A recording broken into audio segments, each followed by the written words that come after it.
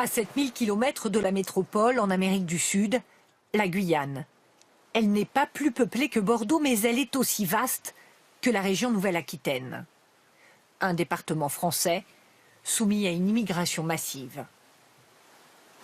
Ces 1200 km de frontières avec le Brésil et le Suriname voisins sont poreuses, difficiles à contrôler, d'autant que la moitié se trouve au cœur de la forêt amazonienne. Dans la région, la Guyane fait figure d'Eldorado. 33% de la population guyanaise est étrangère, c'est 5 fois plus qu'en métropole. Une source de tension sociale, selon la politologue Françoise Vergès.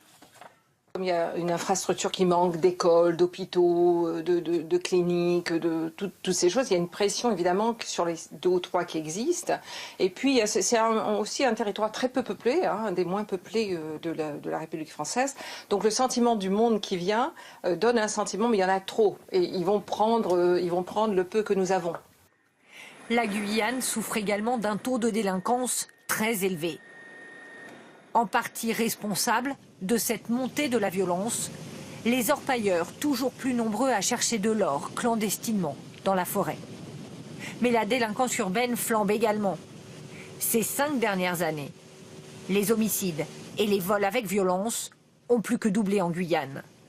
La population se sent désormais en insécurité, comme le confirment ces syndicalistes policiers guyanais. Pour vous dire la vérité, il y a 30 ans de ça, les gens avaient leur maison ouverte, parce que c'est un pays où il fait quand même assez chaud. Et aujourd'hui, il n'y a pas une maison sans des grilles. Les gens vivent constamment dans la peur. La Guyane bat enfin des records en matière de chômage. 23% de la population est sans emploi. Et plus d'un jeune sur 2 ne trouve pas de travail. Les ferments d'une situation sociale particulièrement explosive.